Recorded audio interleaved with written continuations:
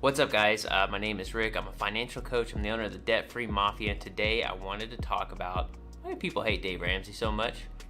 It's a really good question. And it really boils down to a couple of different things. Really, it's a philosophical difference, and a lot of people don't respond to his delivery well. It's kind of what I boil down to. So I kind of had some thoughts on that I wanted to share today. If you don't like Dave Ramsey, or if you do like Dave Ramsey, let me know in the comments what are your opinions of him. Maybe some of my points of view might help you understand some other people and why they feel the way they do. I was on TikTok this week, and as you guys know, if you have a TikTok, don't do it because they just know you so well. They're really good. They have a really good algorithm. So their algorithm has started throwing all kinds of personal finance stuff at me, and naturally that makes sense, right? However, I get lots of different personal finance gurus that what they like to do is they like to share clips of his radio show, or they like to share tweets of his. And Dave's always been about big shock and awe with his one-liners, right? He's always been that way. So they'll take his one-liners, a big shock and awe kind of thing, and they'll just try to grill him for it. It's very common. I always thought it was very weird that these people that hate Dave so much use him so much to promote their business. Now, I'm not sitting here as a giant Dave Ramsey fanboy. I'm not one. I do think he has learned some awesome principles from his mentor, and his baby steps that he learned from his mentor have helped me as a financial coach. Still very similar principles that I teach in my business. And so kind of wanted to speak on that. Okay, so let's kind of talk about the number one thing that I think a lot of people really in the finance industry really don't like about Dave, and that is his philosophy. So if you don't know Dave's story, Dave was a real estate guru. He was an entrepreneur and very successful very early on what he had done. If you're not familiar with your story, he went and borrowed a ton of money from some banks, bought up a bunch of real estate, was making millions, basically was a millionaire, I think by like 26 or something like that. And then what had happened was his banks had switched ownership. So they had basically, I think they got bought out by another big bank. So this big bank came in and then, was looking over all of the accounts of debt that was owed to them. And they saw that they had a 26-year-old guy with millions of dollars of debt, basically, that he owed them. And so essentially what they do, and this is what banks can do, and a lot of people don't realize this, but in most cases, banks can call the loan at any given point. I know some state laws can kind of differ on that. However, in most states, they can call you on your loan right away. I think there is some protection in there when it comes to like mortgages and stuff, but his were investment properties, so it was different. So they called him on his loan. So he instantaneous, very similar to my story, where it went from kind of in debt to massively in debt instantly.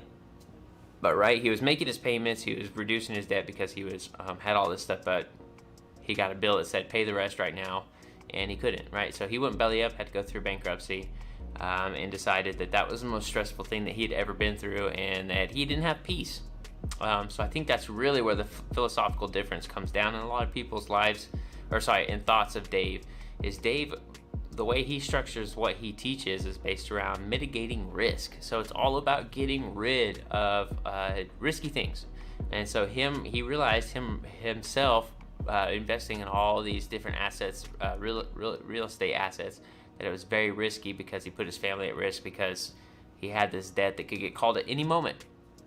So it was very risky, and he didn't want to live that way anymore. He wanted to live a debt-free life. He wanted to live a peaceful life. So his philosophy and the way he's structured, what he's learned from his mentor is a path of least resistance, essentially, to building your financial freedom. Right, so it's what the big argument is, and we've talked about this before. I have a video about comparing Dave Ramsey to Grant Cardone. Big philosophy difference there is, they say, money's cheap to borrow, and I've heard that a bunch, right? Money's cheap to borrow, the interest rate's cheap right now. You can go and borrow and make way more on real estate investments.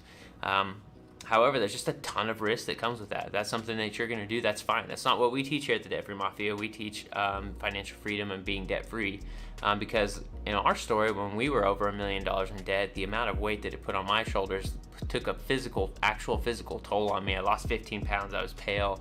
I was sick to my stomach. I would come home and cry from my really crappy day job that I had during that whole time. It was just miserable, and I didn't want to feel like that, and I didn't want anybody else to feel like that, and that's why I became a financial coach. So I was born, or I basically felt like I was almost reborn, where I was only going to do things that were smart, that was going to mitigate risk and not be so risky, so that I could live a peaceful life and be able to sleep at night. So a lot of people disagree with him there, and that's what they grill him for the most, is his stuff is too conservative, and it's not about getting rich quick.